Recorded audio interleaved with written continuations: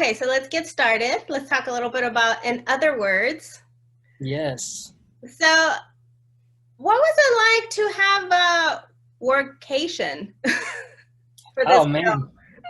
Yeah, the locations we got to film at were stunning. We got to be in a mansion at the top of Malibu that overlooked the ocean for half of the shoot. So yeah, definitely work and play at the same time. I was not complaining about that. It was great. So, you guys had a chance to do some wine tasting? We did a little bit. There was we had a couple locations that were wineries, so we got to go there. And definitely when we celebrated the film afterwards, it made sense that we celebrate with some wine. Great. So, how did you even get into this role? I mean, you're starring in this film. Mm-hmm. That's true. Can you share for those that are going to be watching?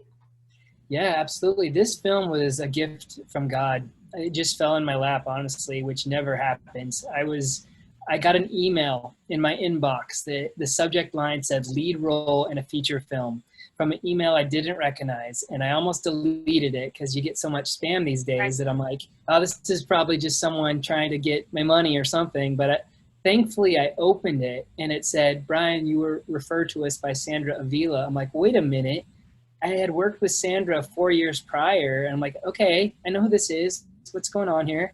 I read the whole thing, ended up Skyping a couple times with Christina and Patrick, the creators of the film, Mhm. and then they had me put myself on tape. And then before I knew it, I had the role. And I actually live in Atlanta now, and I used to live in LA when I had worked on that project with Sandra. Mhm. And this month actually marks the 5th year that I've lived in Atlanta with the market down here, which has been great. But I actually got to fly back out to LA to do this film, and that just blows my mind because there's so many incredible talents in LA, and to be the one that was, that got to tell this story, Mhm. and they flew me back to LA from Atlanta, just gift from God. I tell you, it was amazing. And were you intimidated to do a feature that's bilingual? Um, when you put it that way, if I would have thought about it beforehand, maybe I would have been. Oh, I glad I was figured just I wasn't thinking around to about. ask. Yeah, I was happy to have the film. Luckily, I personally, in the story, I come from a point of view of not knowing a lot about the language. So it wasn't like I had to transform a lot in that way. Maybe if I had to do a lot of Spanish speaking and be knowledgeable, then I would have been a little intimidated, thinking about, oh wow, I have to be good at this. So did you learn any Spanish? Well, thankfully, I actually have studied a little bit in high school, a little bit in college, and so I knew some. I'm not great, but I know some, and I definitely did learn some just being around it from everybody. But Natasha Eska, one of the lead actresses I got to play against, she encouraged me to study, and I've actually been using Duolingo for the past like 125 days studying Spanish. I'm on a streak right now with my Spanish studying, so I'm getting better. Oh, muy bien. Felicidades. Gracias. So what was it? It was a great cast, but what was it like to work with the legendary Chris? Oh man, that was unreal. I mean, that guy has worked with the best of the best in comedy. I'm like, I love comedy. That's why I started acting in the first place. And I never grew up doing acting, but it kind of came to me, and I always just like being a goofball. So when I first started, I really was starting because of comedy. I just like that aspect.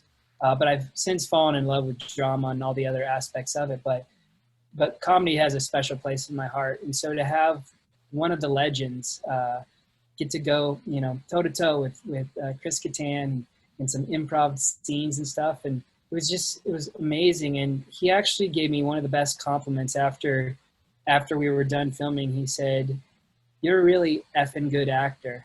And for him to say that was just like mind blowing for me. Like Yeah. I grew up watching Jim Carrey and Will Ferrell, and like he's acted with those guys, like Night at the Roxbury. And so it was just unreal to have somebody that is played with the best of the best to say something like that to me. Yeah. Um, So you say you enjoy comedy, and this comedy romance, there was also physical comedy. How Mm-hmm. is that? How more challenging is that? For me, I grew up like I don't know if I mentioned it, but I grew up playing sports, and so just kind of like full contact stuff is like something that I enjoy, and I'm still pretty physically active. So whenever I get a chance to do my own stunts, which I guess you could say some of the physical comedy, some of the falls and stuff I took, um, kind of a part of that. But I love that. It just allows your full body to get into it, you know, and it's just I think it's a blast.